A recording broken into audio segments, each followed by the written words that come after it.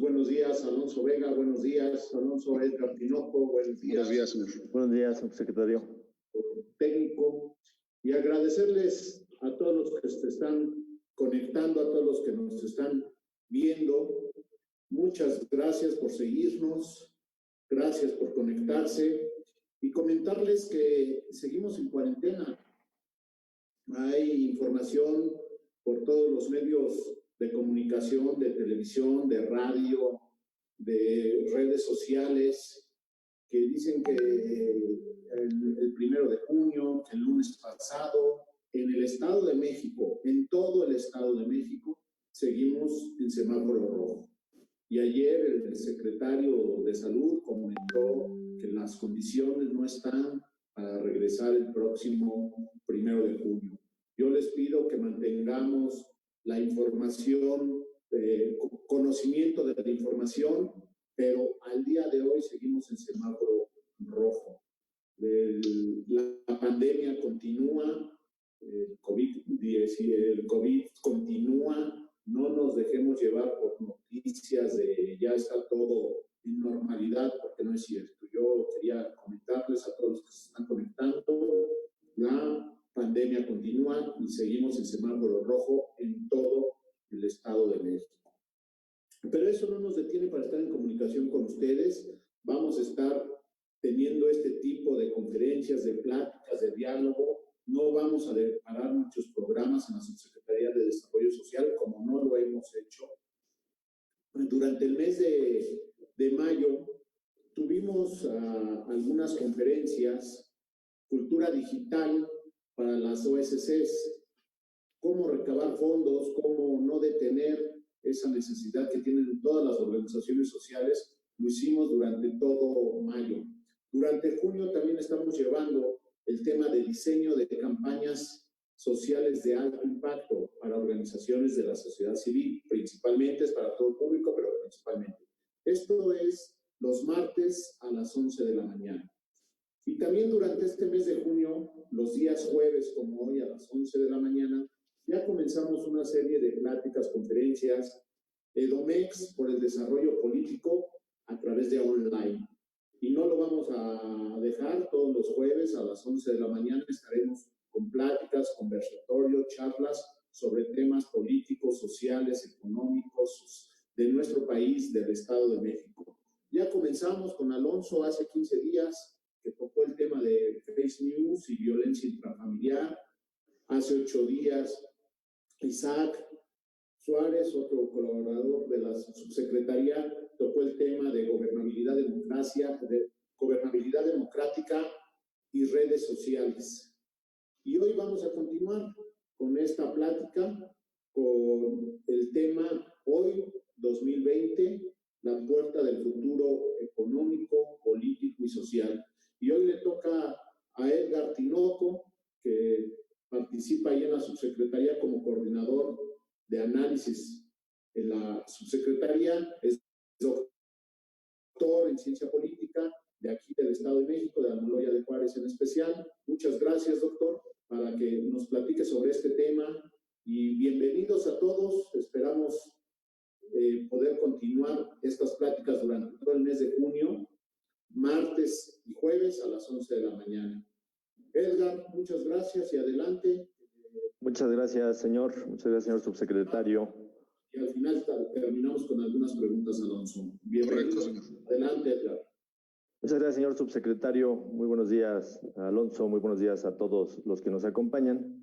Efectivamente, como bien lo menciona usted, hemos estado trabajando estos temas tan importantes del desarrollo político, no solo para la entidad, sino para todo el mundo. Y en esta idea, lo que pretendemos con esta conferencia es sentar algunas bases de los cambios que van a estar dándose en nuestros ámbitos de cotidianidad. Saludo antes que nada a todos los que nos acompañan de nueva cuenta. Espero que estén bien de salud ustedes y todos los suyos en casa. Titulé esta presentación 2020, La Puerta del Futuro, Política, Economía y Sociedad, con el objetivo de hacer una reflexión que nos permita construir una visión más panorámica de nuestro contexto mundial. Dividí la conferencia en 2 partes. En la primera abordaré la importancia del futuro y cómo debemos aprovechar los modelos proyectados por los especialistas para adecuarnos a estas nuevas realidades que ya se están dando.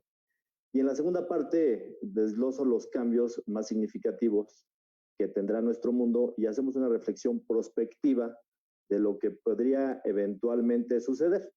Considero prudente comentarles a todos, queridos amigos, que este análisis nos llevará alrededor de unos 60 minutos, por lo que les sugiero que tomen sus asientos y que me ayuden a disfrutar de este viaje, que no ha sido sencillo para ninguno de nosotros en casa y que sin embargo nos ha dado oportunidad de reflexionar a profundidad para buscar mejores respuestas para nuestros entornos.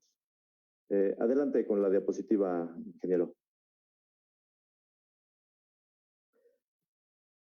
Estamos viendo justo en este momento un parteaguas en la historia de la humanidad que a la postre se conocerá como el gran confinamiento. Los números son verdaderamente dramáticos y de ahí la seriedad que debemos darle al asunto de la pandemia. Lo acaba de mencionar hace unos minutos el señor subsecretario, donde dice todavía no hay las condiciones en el Estado de México y en buena parte del país, y lo mismo está sucediendo en distintos países alrededor del mundo.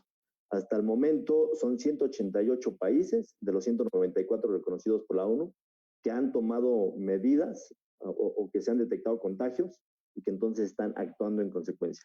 Esto ha llevado a que más de la mitad de la población mundial hayan tomado estas medidas de confinamiento. Estamos hablando de más de 3.500 millones de personas alrededor del mundo.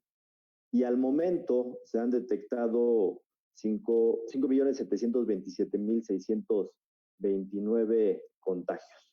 De estos, alrededor del 30% se focalizan en Estados Unidos.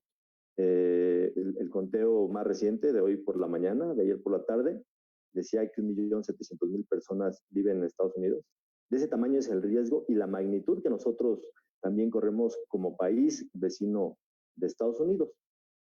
Del número de contagiados, bueno, pues poco de la mitad se han registrado como recuperados, superior a los 2 millones, y desafortunadamente cerca de 400.000 personas han perdido la vida en esta batalla que todos los días luchamos como sociedad para vencer.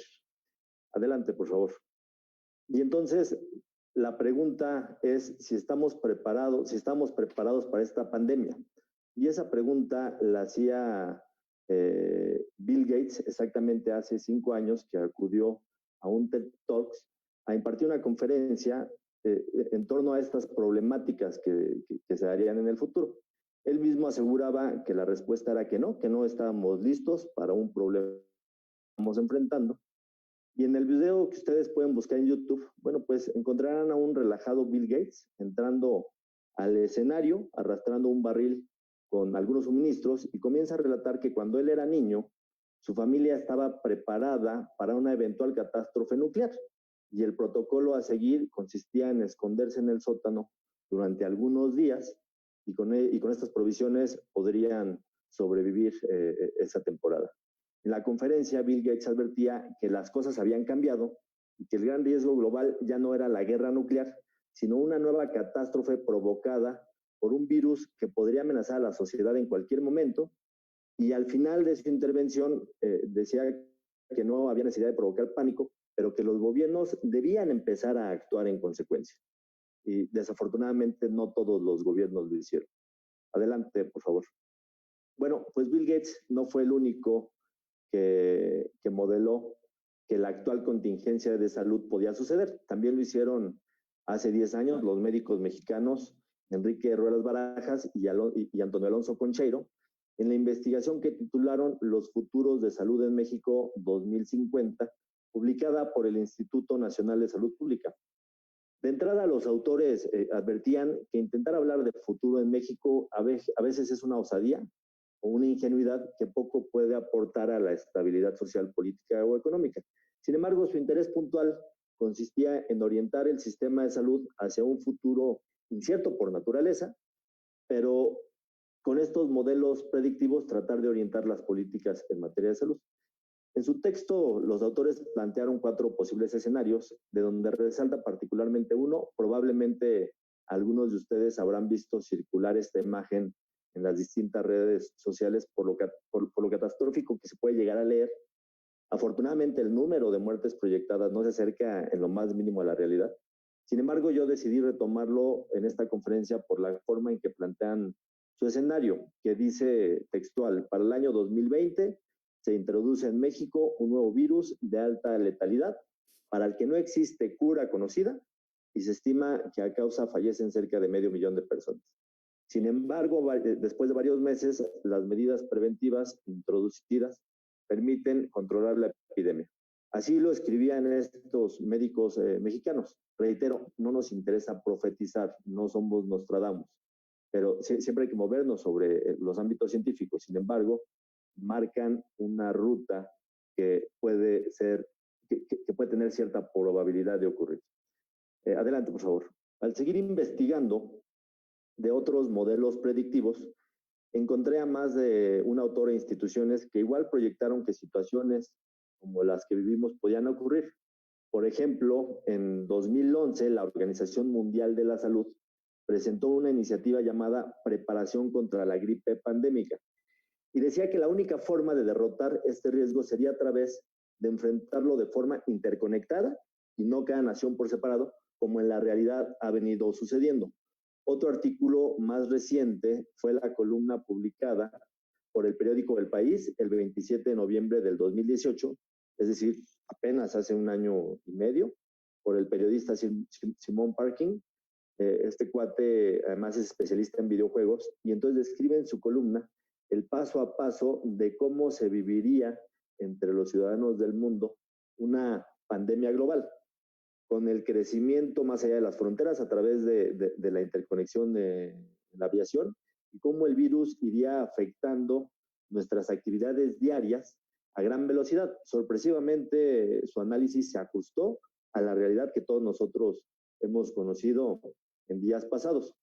También lo hizo Barack Obama durante un discurso pronunciado en diciembre de 2014 y el exmandatario proyectaba en su escenario que una pandemia podría ocurrir en cualquier momento y que era primordial estar preparados para enfrentarlo con la infraestructura adecuada en su país, pero también tenía que existir en el resto del mundo. Para ello, lo principal era identificarlo, consecuentemente aislarlo y combatirlo, buscar una cura, por lo que era crucial seguir fortaleciendo las investigaciones en la materia. Les recomiendo que se echen un clavado en la red, que busquen estos documentos y que ustedes mismos se sorprendan por el nivel de acierto que manejan.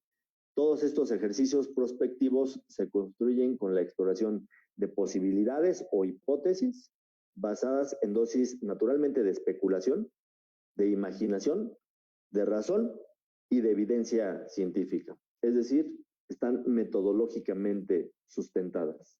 Adelante, por favor.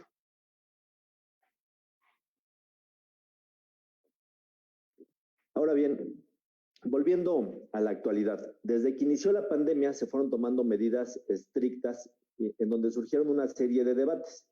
Una de las grandes controversias que hemos tenido que enfrentar son aquellas voces que subestiman el número de muertes alrededor del mundo. En otras palabras, dicen que no se puede justificar detener la economía y la sociedad por unas cuantas vidas. Y continúan arguyendo que haber detenido la economía abruptamente podría ser más catastrófico que la misma enfermedad. Seguramente les suenan familiares ese tipo de argumentos. No ahondaré en la forma de contravenir estas argucias de estos personajes, únicamente mencionaré que el papel del Estado-Nación justamente radica en garantizar una sola vida de nosotros los ciudadanos. Ese es parte del principio del contrato social. El Estado nos debe garantizar la vida, la propiedad y la convivencia en sociedad. Por ende, si una sola persona pierde la vida por negligencia política, el gobierno eventualmente se convierte en cómplice. Adelante, por favor. Y bueno, pues llevamos desayunando, comiendo y cenando información del coronavirus desde que inició este año. Y desafortunadamente, estamos por alcanzar cerca de los 6 millones de contagios y cerca de los 400,000 defunciones. Como ustedes pueden ver en su pantalla, se aprecia un gráfico comparativo del número de muertes que han dejado otros episodios igualmente disruptivos en la historia de la humanidad. Han cambiado y han marcado un antes y un después para los seres humanos. Son cifras verdaderamente dramáticas. Vemos, por ejemplo, cómo la gripe aviar mató a más de 50 millones de personas en 2 años. Hay quienes llegan a hablar hasta de 100 millones de personas. Eso fue entre 1918 y 1922. Por su parte, la Segunda Guerra Mundial, con su potencial atómico, dejó entre 40 y 60 millones de personas fallecidas en el lapso del 39 al 45, o episodios políticos como el Gran Terror promovido por Joseph Stalin en la antigua Unión Soviética, quien se calcula fue responsable de la muerte de hasta 20 millones de personas a lo largo de 3 décadas. La guerra de Vietnam, que dejó cerca de 48 millones de defunciones también. Parecería entonces que al momento el número de muertos por COVID está muy por debajo de los otros eventos universales. Sin embargo, aquí cobra relevancia un modelo publicado por el científico neoyorquino Joseph Chang, quien modela 2 escenarios posibles de ocurrir antes de que exista una vacuna. Y cuando digo antes de que exista una vacuna, no sabemos en qué momento va a llegar.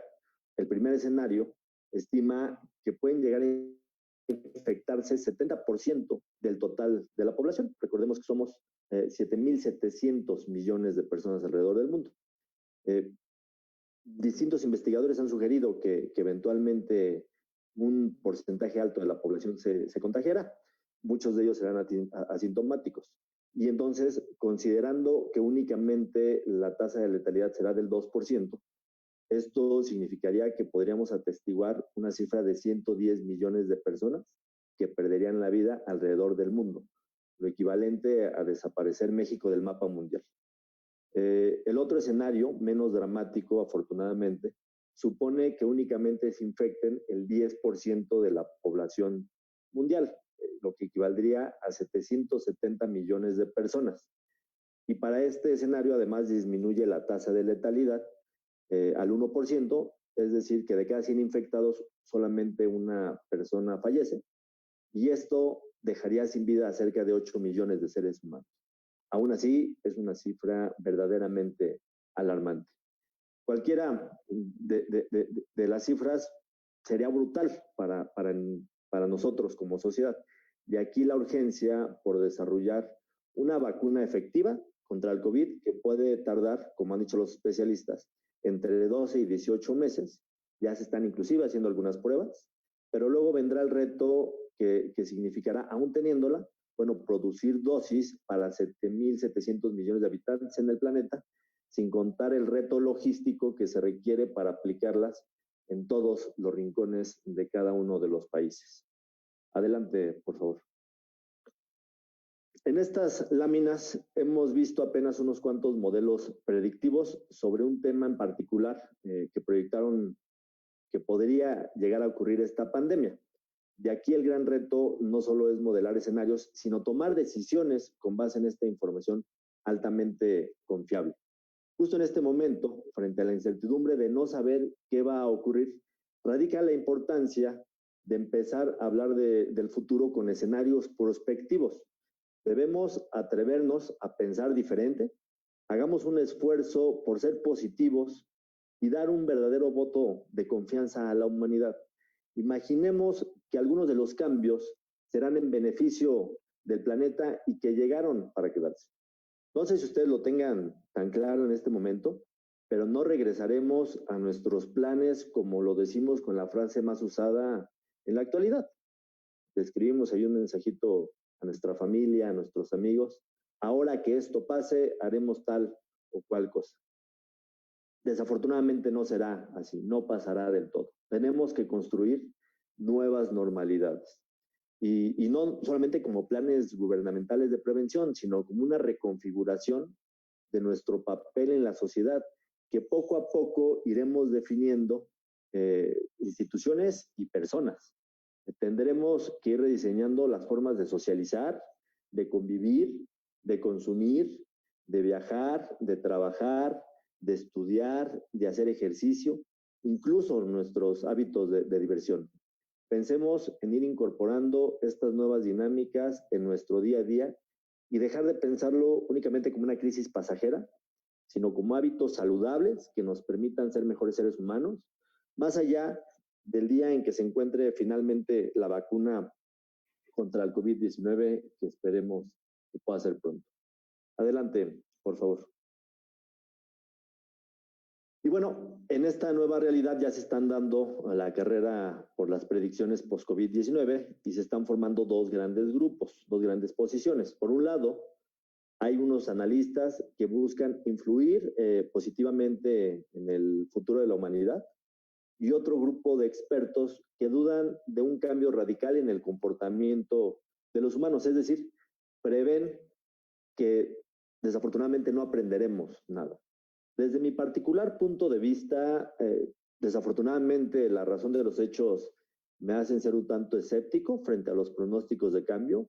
Y cuando digo la razón de los hechos es porque hemos visto algunas imágenes o videos de lugares en donde las personas han empezado a salir y parece que efectivamente no entendimos nada.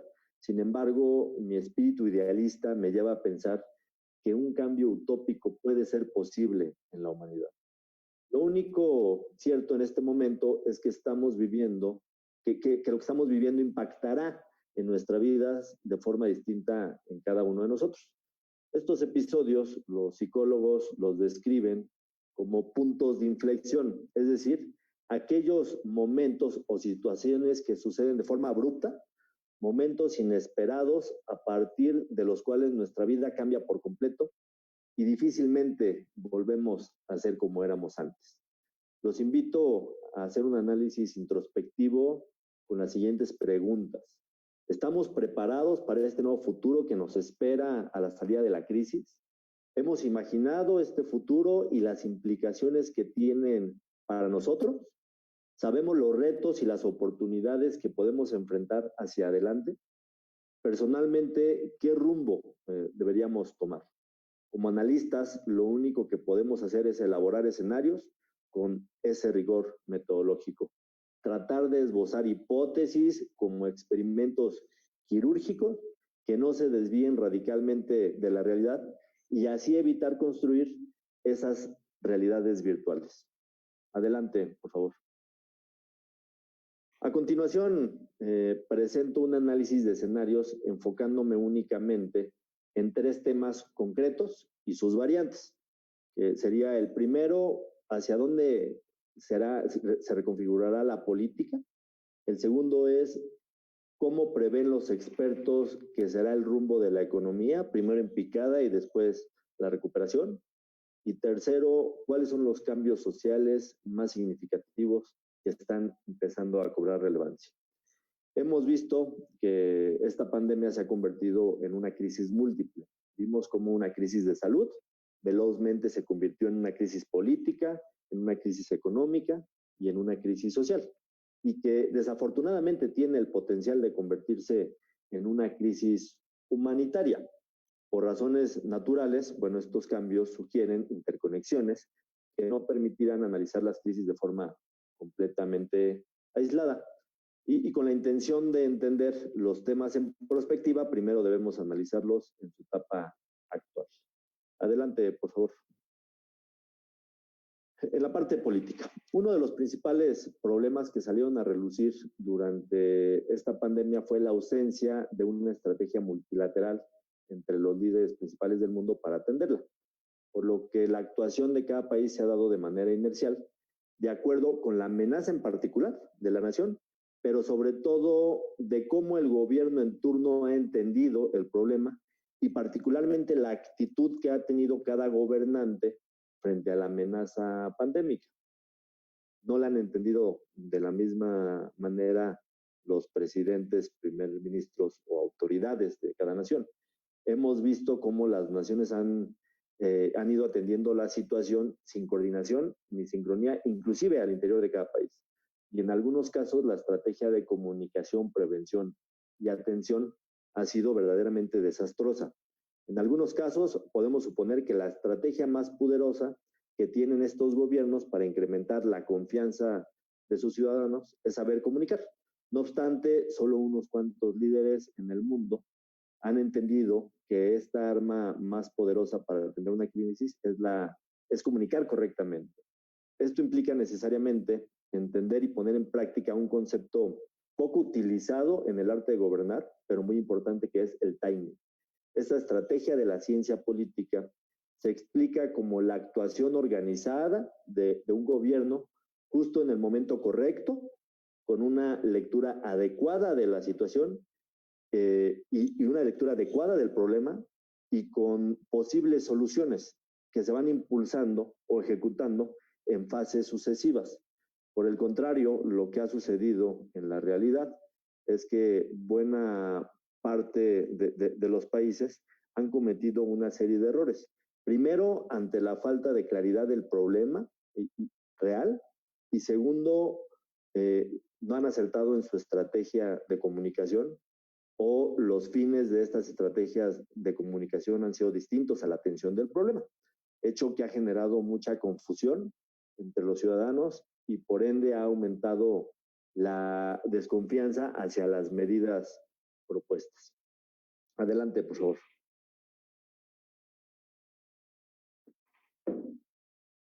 Paradójicamente, podemos ver en la tablita, los regímenes tendientes al autoritarismo aprovecharon la verticalidad de sus sistemas para ejercer una mayor presión sobre su población y hacer valer su verdad. Esto lo hicieron al grado de restringir la libertad de comunicación en medios de comunicación, así como la descalificación sistemática en redes sociales. Además, estos regímenes tuvieron como ventaja que pudieron activar medidas sin consenso a través del argumento del miedo. Esto necesariamente nos llevó a mayor opacidad. Finalmente, resalta que la forma de comunicar de estos gobiernos es más centralizada y paternalista. Están al cuidado, tratan de ser los padres, los protectores de la ciudadanía y por ende buscan hacer valer su autoridad. Por su parte, las democracias liberales requirieron primero de conciliar sus propuestas con la oposición y con su población, lo cual naturalmente llevó al debate en aras de imponer una postura sobre otras, hasta que finalmente pudieron generar consensos para tomar lo que consideraron las mejores decisiones. La comunicación de estos gobiernos es más institucional y a veces se percibe como lejana. Todo estará en función de cómo la ciudadanía adopte ese mensaje, en qué sentido lo quiere entender. Y más allá de las fronteras, una de las consecuencias de la diferencia en el actuar de los países es lo que algunos especialistas en multilateralismo llaman el inicio de la desglobalización. Prevén que una vez que ha iniciado en la arena política, se dé el riesgo de propagarse hacia otros ámbitos, como la sectorización económica, que platicaremos en la pantalla que proyectaremos en los siguientes minutos. Se ha acentuado un debilitamiento de las democracias que ya se venían dando de forma inercial desde hace algunos años. El problema del debilitarse las democracias es que se van a fortalecer otras formas de gobernar, como pueden ser los gobiernos populistas, nacionalistas y autoritarios. En el ideal de los casos podríamos caminar hacia las socialdemocracias. Y esto lo digo además porque en las últimas semanas hemos visto el regreso del intervencionismo público que, disfrazado de un Estado protector o benefactor, nos llevará al agrandamiento de los gobiernos con burocracias elefantiásicas y la intromisión natural de los gobiernos en la vida privada de los ciudadanos. Quienes promueven estas posturas lo justifican diciendo que es la única forma de garantizar mayor seguridad social, mayor seguridad sanitaria y mayor educación para la población, fundamentalmente para la población vulnerable. Es decir, podemos ver el posible regreso de la política del estado de bienestar como la que existió justo después de la Gran Depresión Económica de 1929. Adelante, por favor. Algunos ejemplos de cómo ha sido aprovechada esta situación por líderes para caminar hacia el autoritarismo lo podemos encontrar en los siguientes países. En Hungría, su primer ministro Víctor Orbán disolvió el Parlamento y sus oponentes denuncian que quiere convertir el país en un autoritarismo. La justificación fue que disolviendo el Parlamento, bueno, tendría mayor capacidad de acción. En Filipinas, seguramente algunos de ustedes, muchos de ustedes lo siguieron en la televisión, el presidente Rodrigo Duterte mandató toque de queda obligatorio y en su discurso televisivo mencionó: mis órdenes son que en caso de problemas sociales o con actos en las calles, la policía y el ejército disparen a matar.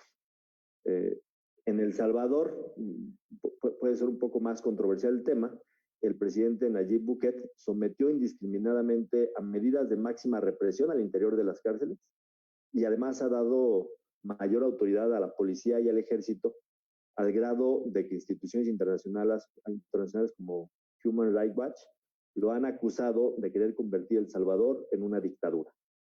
Por su parte, en China se aprovechó la pandemia como una oportunidad también, pues para detener a líderes del movimiento democrático de Hong Kong. Y podemos encontrar algunos otros países. Adelante, por favor. No obstante, también encontramos casos de éxito. Un caso es el que se dio en Portugal. El primer ministro, Antonio Costa, asistió al programa de televisión y durante horas se dispuso a explicar a toda la población, en un mensaje de cadena nacional, la estrategia, las medidas y las consecuencias predecibles en caso de no tomar acciones de prevención. Y lo más sorprendente y lo más armónico, en realidad, es que la oposición asumió un rol unificador, entendiendo que si la estrategia gubernamental fallaba, se convertiría en un fracaso para todo el sistema político portugués.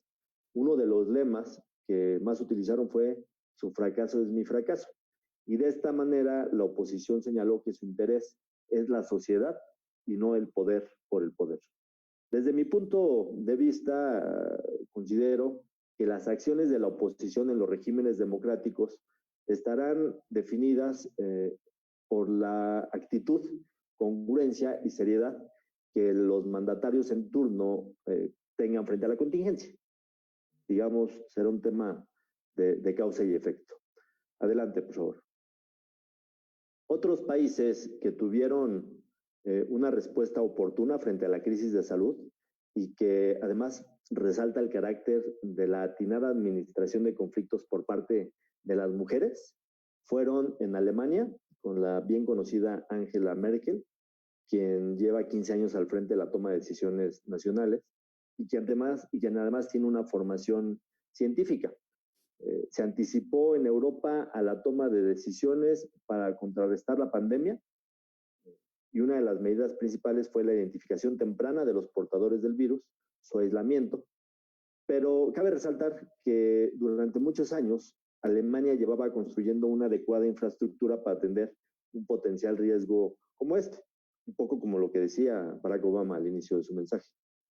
Por su parte, Sanna Marin, la primer ministra más joven de Finlandia y la primer ministra más joven de todo el mundo, con 34 años de edad, supo aprovechar de igual manera las ventajas en su país, que a lo largo de décadas se abasteció de suministros, infraestructura adecuada para hacer frente a este tipo de crisis. Esto le permitió disponer de suministros médicos y equipo necesario para tratar a todos los pacientes que fueran cayendo en contagio. En Islandia, por su parte, Katrín Jakobsdóttir ofreció pruebas gratis para detectar el COVID a todos los ciudadanos y además estableció un sistema digital para localizar y aislar los contagios. Veremos un poco la función de las tecnologías en estas medidas que se han implementado. Y finalmente en Taiwán, su presidenta introdujo un catálogo de 124 medidas tempranas para frenar el avance. Entre ellas resaltan, el cierre de fronteras, la aplicación masiva de pruebas, un uso obligatorio de mascarillas en toda la población y la sanitización estricta de todos los espacios públicos y privados. Adelante, por favor. Bueno, es momento de preguntarnos cuánto durará la crisis por la pandemia y cuál es el futuro de la democracia en este contexto. El futuro de los sistemas políticos será definido, como lo hemos dicho, por el actuar de los actores involucrados, pero también dependerá del tiempo que dure la crisis. Se prevé que estas medidas de confinamiento se den reiteradamente en distintas épocas del año. Lo hemos escuchado, los famosos rebrotes o olas de contagios. En este sentido, una duración excesiva del confinamiento que llevaría naturalmente a la desactivación de la vida económica y social presencial podría evidenciar aún más la precariedad laboral de millones de personas, un ensanchamiento en las desigualdades sociales, consecuentes depresiones masivas y la evidente caída de las clases medias por desempleo y empobrecimiento, hecho que naturalmente pondría en jaque a cualquier gobierno nacional. La realidad es que las fuerzas políticas se están moviendo y aún no alcanzamos a ver hacia dónde se direccionan. En todo caso, la popularidad de los gobernantes actuales y de los líderes nacientes estará en función de su capacidad de respuesta y adaptación en todos los ámbitos. Veremos una especie de líderes dominantes del futuro. Adelante, por favor. ¿Qué pasa en México? No ahondaré mucho en este caso particular, solo mencionaré con base en lo observado que el gobierno ha comunicado diario, en la mañana y por la tarde. No obstante, la narrativa en más de una ocasión ha sido contradictoria en el mismo mensaje. Esto se ha visto acompañado de la ausencia de una oposición unificada y propositiva. Y los criterios muchas veces se centran en señalar las inconsistencias del discurso gubernamental, lo cual ha sido aprovechado para capitalizar en beneficio político de unos cuantos partidos, por lo que el debate ha sido estéril y en ambos casos, en ambos bandos. Se debe dejar a un lado los actos meramente propagandistas que hemos atestiguado y debemos buscar una estrategia unificada que plantee la salida de la crisis a través de causas y a través de acciones de solidaridad. Los mexicanos requerimos de respuestas y sensibilidad. El gran riesgo es que de continuar con esta postura no resolveremos la crisis de salud ni sus consecuencias y peor aún, seguirá el distanciamiento y la polarización social en dos grandes bandos. Los que están a favor del gobierno y los que no están a favor del gobierno, que no necesariamente están con alguien más. Adelante, por favor.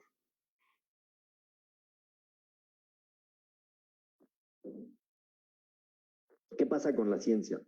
Volviendo al plano mundial, afortunadamente esta crisis ha hecho notar a un gran ganador y es la importancia de la ciencia en el centro de la toma de decisiones. Los gobernantes han volteado a ver a los científicos como sus mejores aliados. Esto nos lleva a poner sobre la mesa dos grandes lecciones para el futuro. Uno, cuando los científicos advierten de temas que podrían ocurrir, es momento de tomar las cosas en serio. Platicaremos más adelante de medio ambiente. Y dos, la educación científica en la escuela es crucial para el futuro de la humanidad. Se preguntarán entonces por qué, si la ciencia es tan confiable, existen diversas posturas de los científicos e investigadores frente a un mismo problema, a veces hasta contradictorios. Bueno, esto sucede justamente porque la construcción de ciencia se basa en su falseabilidad. Es justo en los procesos y en el debate científico donde encontramos una visión más amplia, realista y plural del mundo. La enorme victoria de la ciencia es que ha sido capaz de detener al mundo para salvar a miles y quizá a millones de personas. Nunca antes en la historia de la humanidad, una decisión colectiva, aunque no necesariamente fue coordinada, había logrado que países enteros dictaran medidas restrictivas a su sociedad para su propio cuidado y para su seguridad. Paradójicamente, a pesar de que todos estuvimos viendo en tiempo real la política, la película de lo que pasaba en otros países, no fue suficiente para que los gobiernos aprendieran de los buenos ejemplos, y prueba de ello es que ha habido errores y tropiezos en la mayoría de las naciones. Surgen algunas interrogantes, como por ejemplo, ¿es momento para conectarnos a las nuevas realidades? Yo creo que sí, apenas están delineando cómo funcionarán y cómo debemos construirlas. Ya lo dijimos, urge dejar de pensar en regresar a la sociedad tal y como la conocemos. La clave tiene que estar en el cambio de mentalidad y es momento de que los grandes líderes empiecen a actuar, pero también es una oportunidad para dejar de lado la idea de un líder nacional o un líder mundial y pensar el liderazgo colectivo global. Lo que sí debemos promover es que esta reconfiguración la impulsemos pensando en que está obligada a pasar por la sustentabilidad y la redistribución de la riqueza mundial. Adelante, por favor. Esta nueva realidad, sin duda, reavivará el debate por el liderazgo mundial entre los Estados Unidos y China. Y más allá de aspectos económicos e ideológicos, la innovación y la tecnología serán fundamentales para ganar adeptos en uno u en otro bando. Circunstancialmente, China lleva la delantera en su actuar, pues encontró un atajo para atraer a países de Occidente y reforzar su imagen, así como la conveniente utilidad internacional y naturalmente, bueno, empezó a salir del problema antes que el resto del mundo. ¿Por qué? Porque empezó en una etapa más temprana. No obstante, es justo advertir que más allá del bando en que los países opten a hacer política y economía, los riesgos para los sistemas democráticos y las libertades personales serán reales. ¿Se acuerdan ustedes, por ejemplo, la novela de ciencia ficción 1984, escrita por George Orwell? Esta novela suponía la existencia de un sistema totalitario que llamaban el Gran Hermano y que tenía la capacidad de observar a todos los habitantes todo el tiempo. Bueno, pues esta novela, que fue escrita en 1949 y que parecía ser ya una realidad en muchas ciudades, es en realidad cosa del pasado.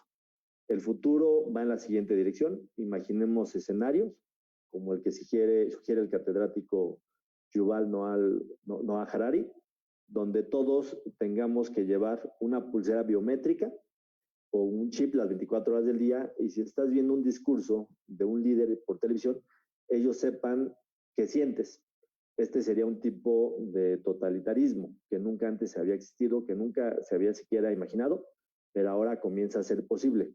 Todo en aras de la salud y la seguridad de la ciudadanía. Justamente el pánico colectivo puede dar legitimidad a este tipo de control gubernamental. No vayamos tan lejos. Recordemos hace algunas semanas que uno de los países que mejor controló la pandemia fue Corea del Sur, en donde hubo elecciones más recientemente y la participación a favor del gobierno se registró en sus máximos históricos. En esta región del mundo, para lograr el control de los contagios, las autoridades tuvieron que intervenir la libertad de sus ciudadanos, y esto lo hicieron a través de equipos de geolocalización que podían ubicar en tiempo real si alguna persona con contagio o riesgo de contraerlo estaba en áreas que no debían, por lo que las autoridades procedían inmediatamente a acercarlo. Todo gracias a una aplicación instalada en el celular. Ante estos nuevos mecanismos, el investigador español Andrés Ortega ha acuñado un término que denomina tecnoautoritarismo, lo cual supone que al amparo de unas medidas de control personal para el seguimiento del virus, estamos entregando nuestra privacidad. El dilema en realidad radica en saber si las sociedades y sus gobiernos tendrán la fuerza, la inteligencia colectiva y la capacidad para desactivar estas acciones una vez que pase la crisis, o se quedarán como parte de estas normalidades. Adelante, por favor. Pasamos ahora al plano económico. Hemos atestiguado que la estabilidad, crecimiento o decrecimiento de las economías nacionales e internacionales en esta época de pandemia ha estado fuertemente ligada a las decisiones políticas. Así, por ejemplo, vemos cómo China ha logrado dar estabilidad a su economía, bueno, gracias al tamaño de absorción y rescate que el gobierno tiene para absorber o para sortear las pérdidas. Recordemos que el gobierno es dueño del 50% de las acciones empresariales.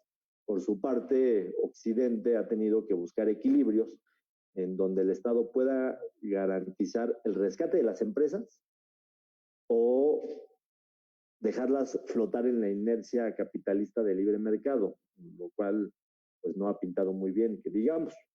La gran disyuntiva para tomar decisiones es hacia dónde canalizar esos recursos escasos con que cuentan todos los gobiernos.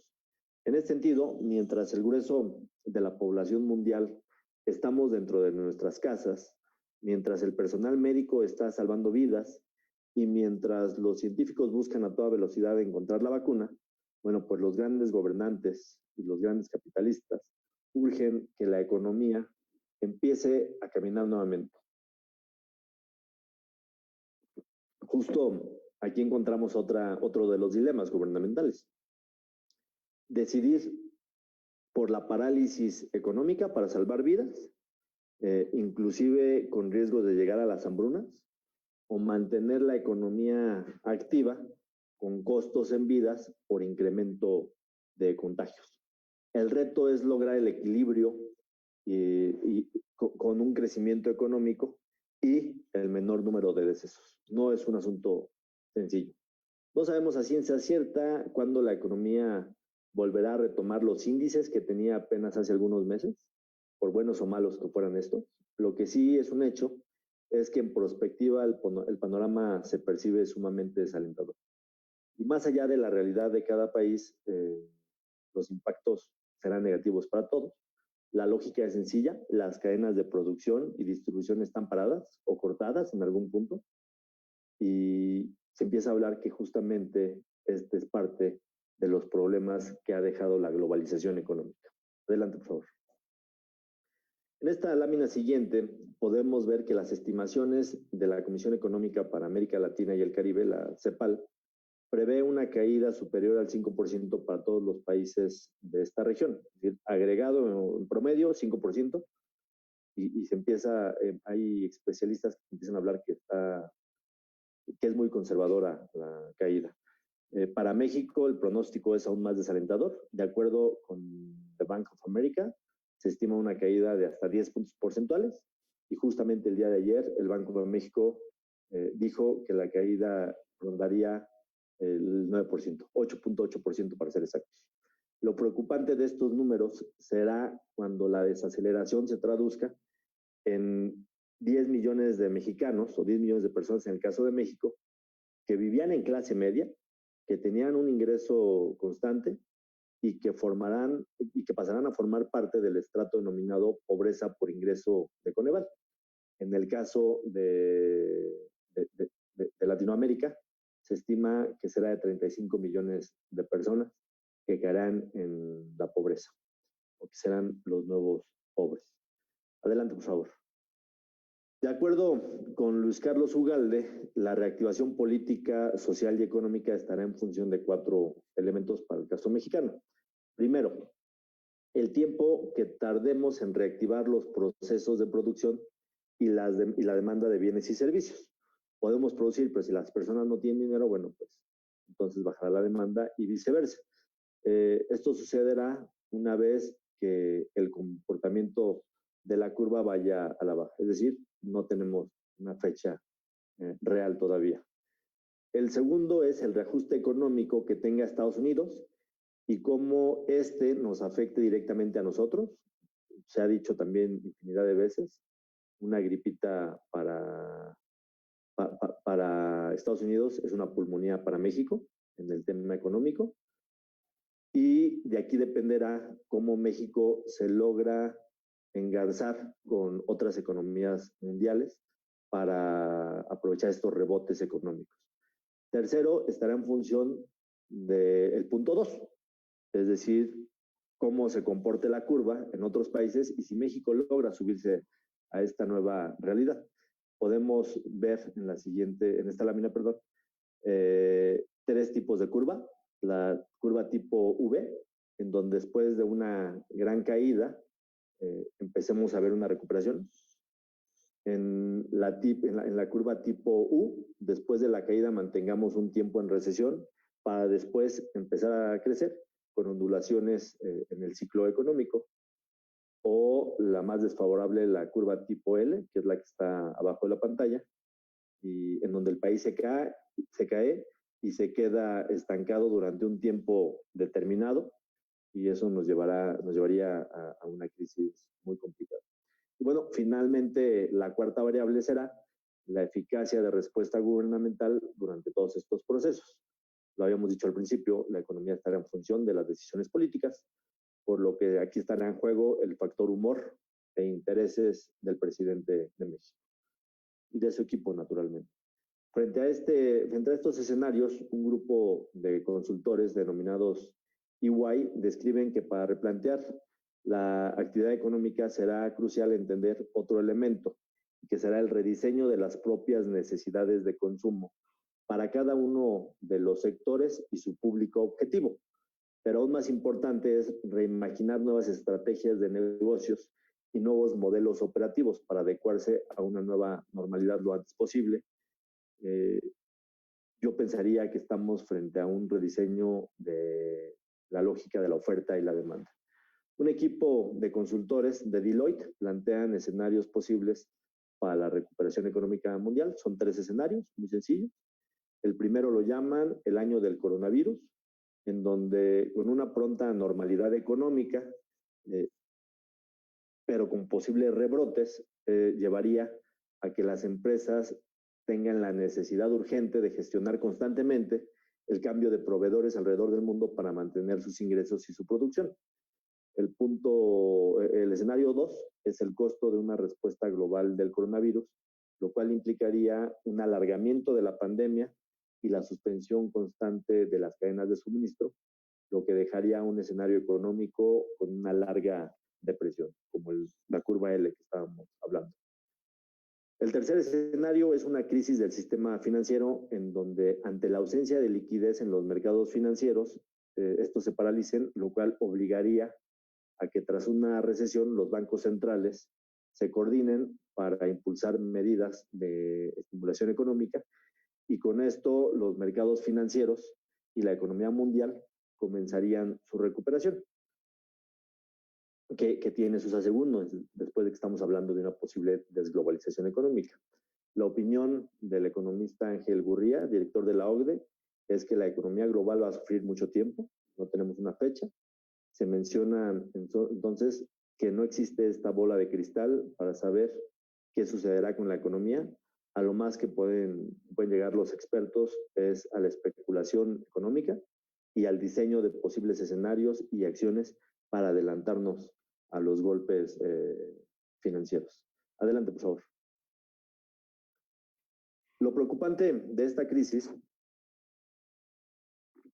es que todos nos veremos afectados en nuestro bolsillo de una u otra forma. Habíamos dicho que en distintos países se empezaba a hablar de esta desglobalización que obligará a los estados a asegurar la subsistencia de sus sociedades y esto será en función de sus propias características, actividades de desarrollo y procesos de producción interno.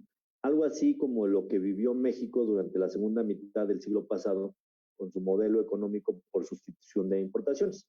Los que tengan un poquito más de edad, bueno, recordarán cómo funcionaba. Así también lo proyecta el expolítico y rector de la Universidad Centroeuropea, Michael Ignatieff, canadiense de nacimiento, quien señala que asistiremos a la reafirmación del nacionalismo porque los nacionalistas sostendrán que solo podemos protegernos teniendo nuestro propio Estado. Adelante, por favor. Pasemos al último punto. Naturalmente, por la forma inédita en que esta pandemia está ocurriendo, nunca antes habíamos tenido tanto tiempo para reflexionar individual y socialmente hacia dónde vamos. Ante el confinamiento, la socióloga española Saskia Sassens advierte que el gran riesgo de esta pandemia es no aprender ninguna lección. Lo que dice la evidencia es que nosotros somos los creadores de nuestros propios problemas. Hasta aquí hemos mencionado algunas de las reacciones de los gobiernos y factores económicos que han estado en juego durante la contingencia sanitaria mundial, lo que nos permite plantear y reflexionar si verdaderamente habrá un cambio de mentalidad de los seres humanos o solo serán modificaciones en la forma en que realizamos nuestras actividades. Frente a este escenario, Luis Carlos Ugalde, que ya lo habíamos mencionado, piensa que no necesariamente seremos mejores seres humanos. Su argumento es sencillo. Cuando está en riesgo el futuro de la humanidad, los individuos sacan a relucir su peor parte o su parte más negativa, con el propósito de protegerse a sí mismos y a los suyos. Como lo diría Hobbes, el hombre es malo por naturaleza y en estas circunstancias es cuando se ve.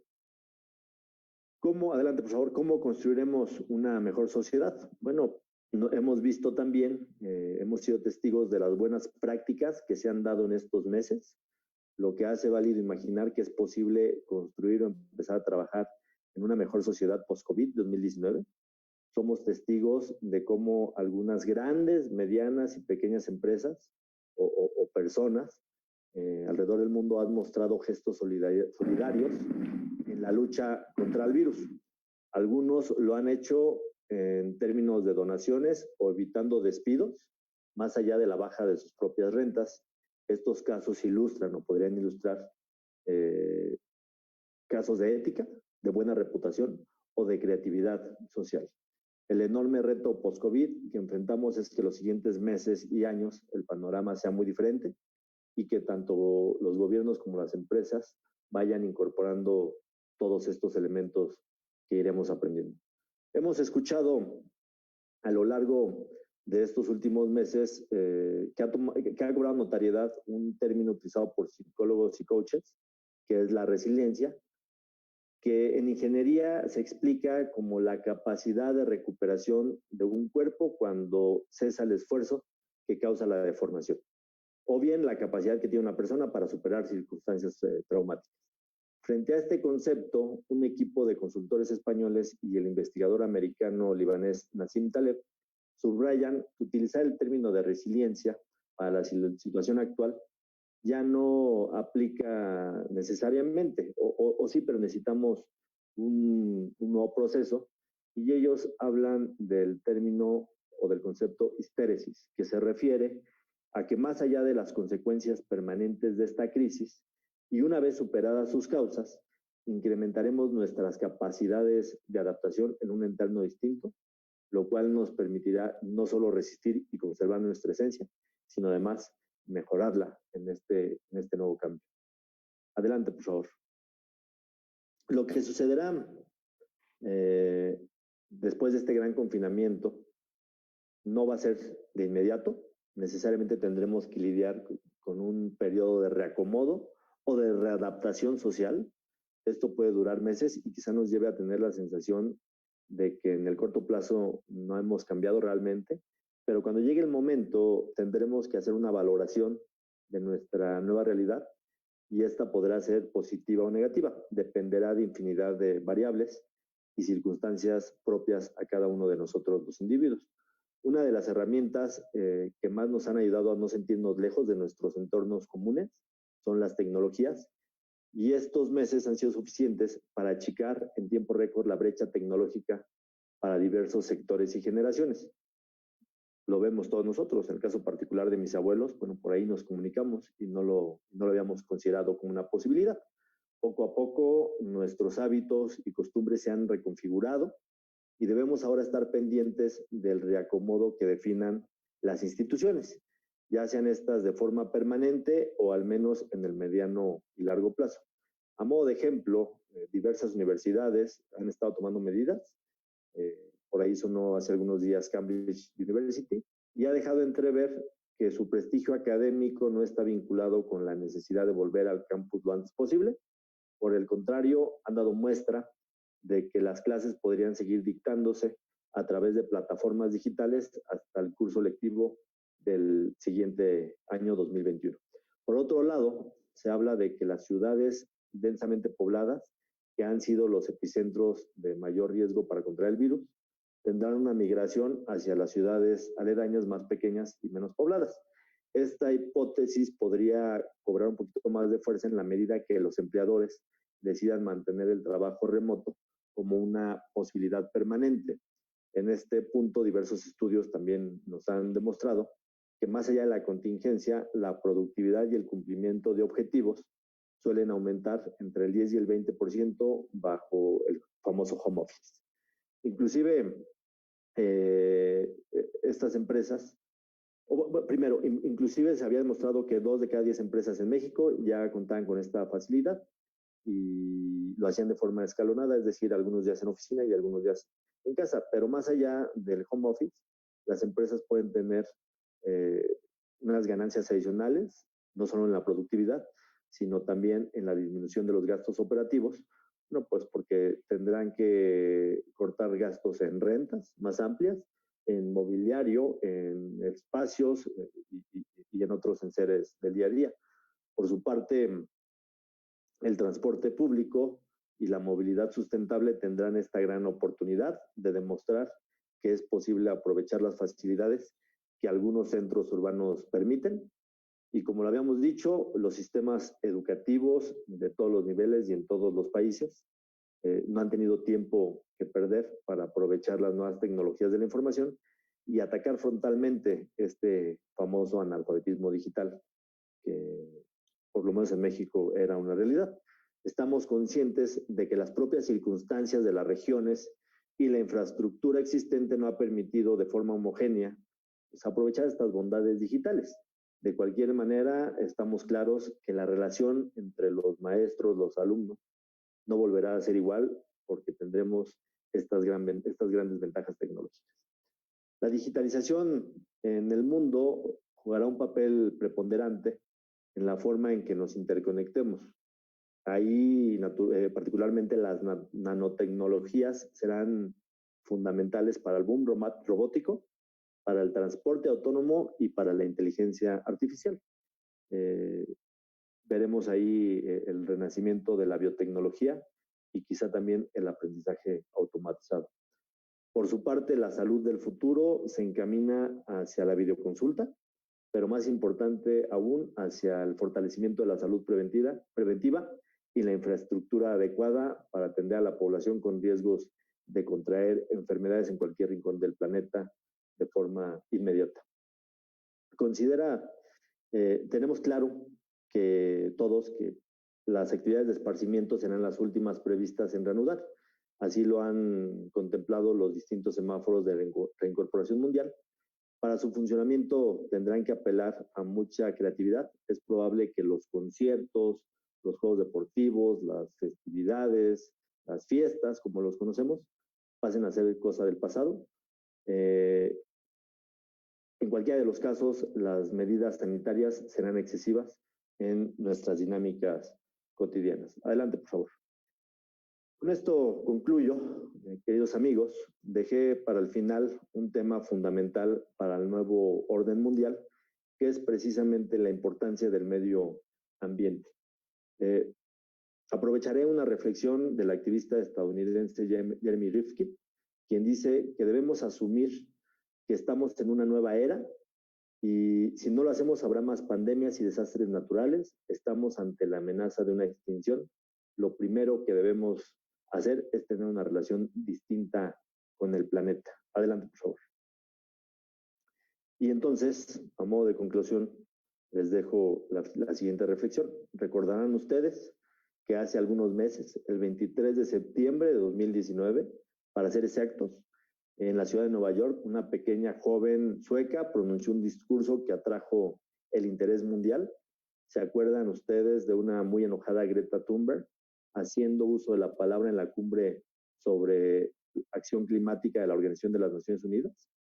En su poderoso mensaje hacía un llamado a los líderes mundiales para actuar de forma enérgica contra el cambio climático.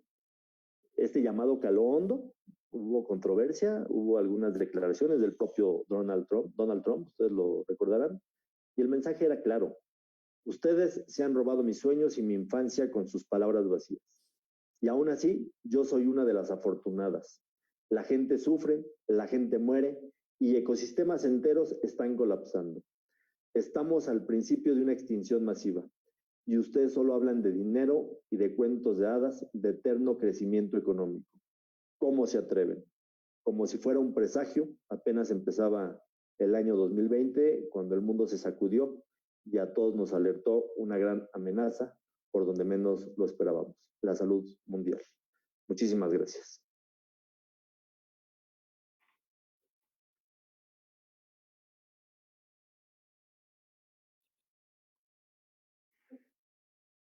Adelante.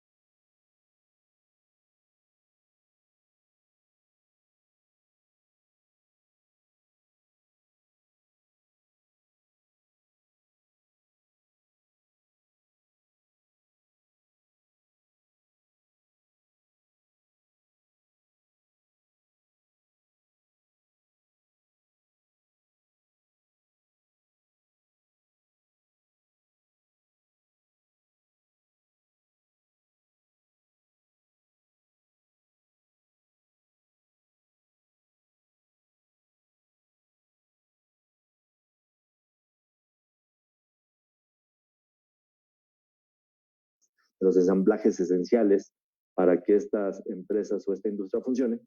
Y entonces, más allá de que estamos...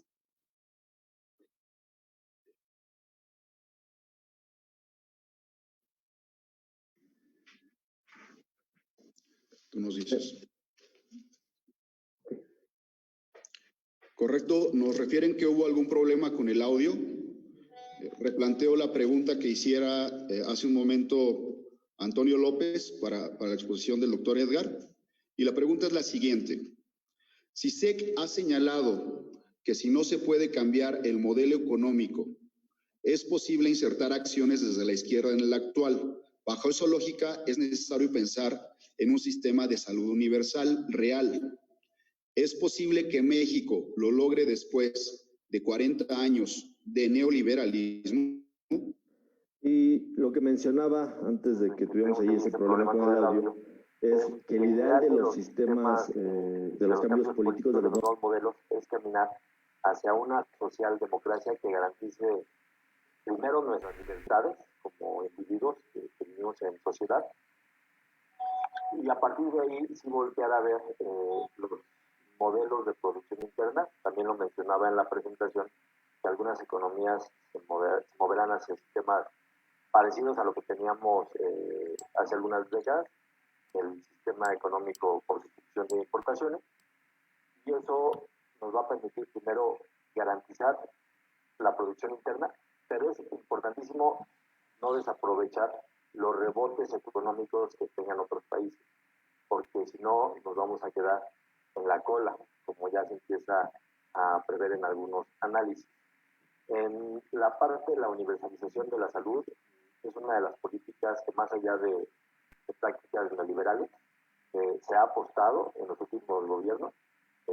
Lo hizo la administración pasada y antepasada con el Seguro Popular. No sabemos hacia dónde camina el INSABI, pero tendría que empezar a caminar esa ruta, donde todos tengan garantizado el sistema de salud. Pero más allá de la garantía, lo que necesitamos es infraestructura. Lo que necesitamos es que tengamos como país la capacidad de atenderlos. No solamente decir que los vamos a atender, sino como Alemania, Finlandia, que enfocaron sus políticas hacia esa vertiente. Correcto. Pilar Torres nos pregunta, ¿qué opinión tiene ante la posibilidad de encontrar una vacuna?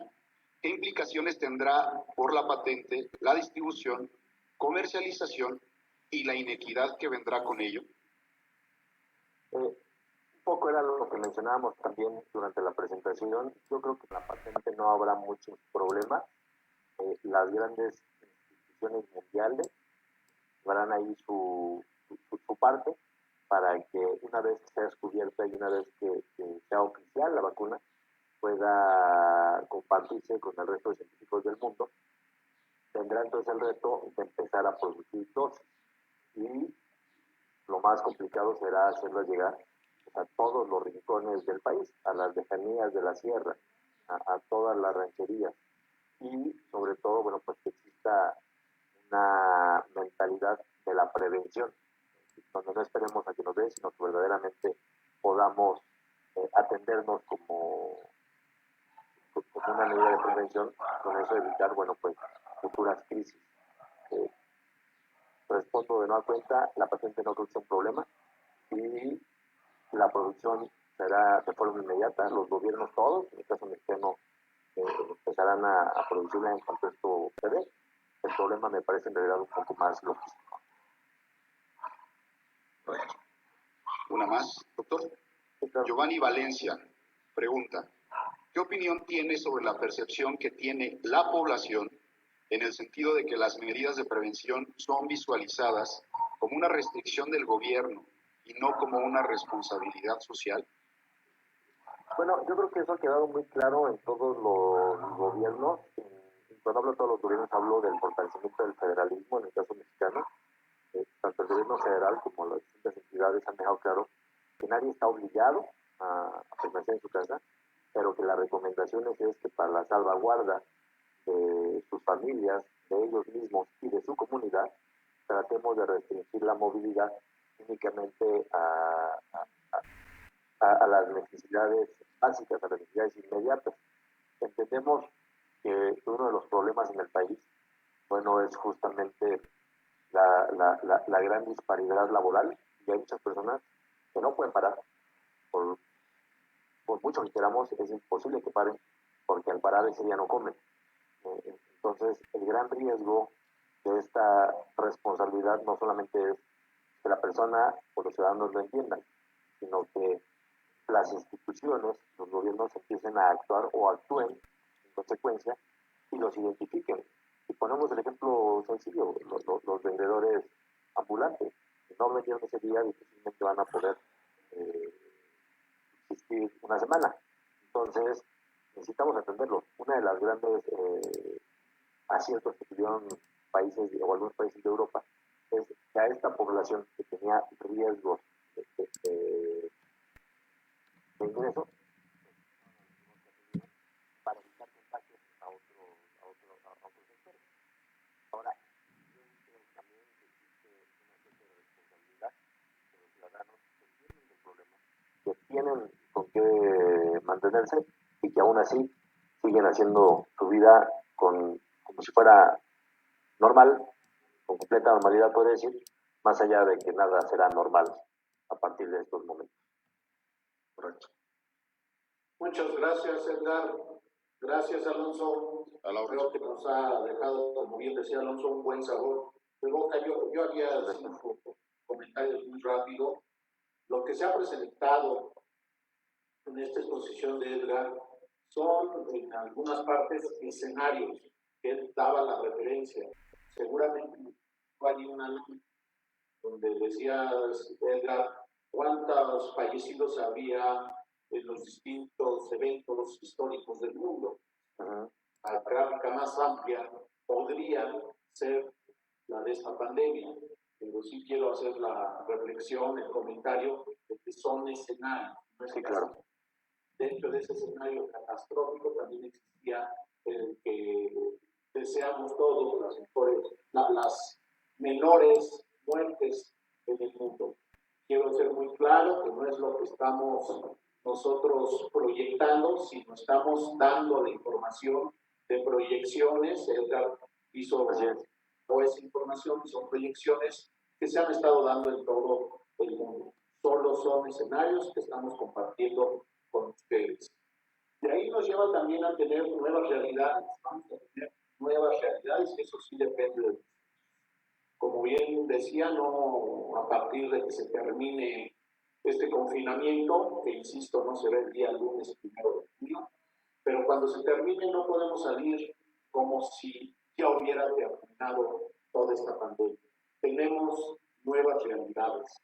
La pregunta es, ¿estábamos preparados en el mundo, en México, en el Estado de México? ¿Estábamos preparados para algo así? Creo que no. Pero ¿estaremos preparados para lo que siga? Depende de nosotros. Depende de nosotros que estemos preparados para lo que sigue. Resalto el tema, felicidades a las mujeres nuevamente. En esta exposición se ve su trabajo en diferentes partes del mundo.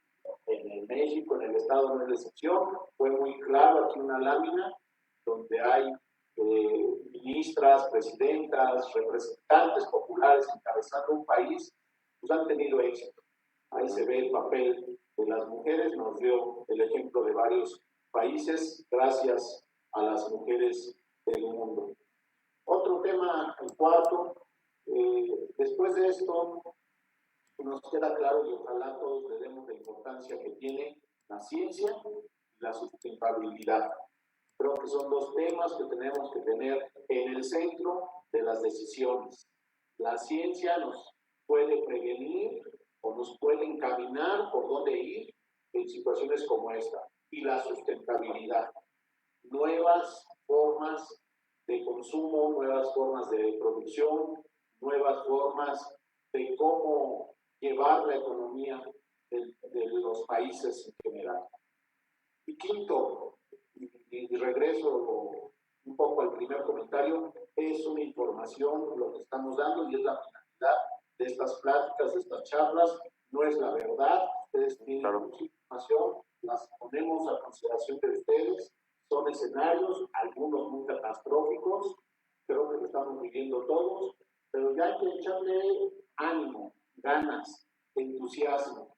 Nos tocó a todas estas generaciones que estamos en este año 2020, a las diferentes generaciones que estamos viviendo en este año, esta pandemia, y necesitamos echarle ánimo, con muchas ganas, tomando en cuenta, como bien decía ahorita al final Edgar, los que puedan estar en casa, quedarse en casa. Y los que no, por situación económica que es muy comprensible, salir con todos los cuidados necesarios. Muchas gracias. Muchas gracias. Edgar. Gracias, señor. Gracias, Alonso. Gracias, señor. Carlos, gracias por las láminas, por la comunicación. Tuvimos un problemita al final, pero pronto se resolvió. Sí. Y muchas gracias a todos los conectados, por todas sus preguntas, por todos sus comentarios. Próximas conferencias. Y aviso, como lo decía yo al principio, tenemos conferencias, pláticas.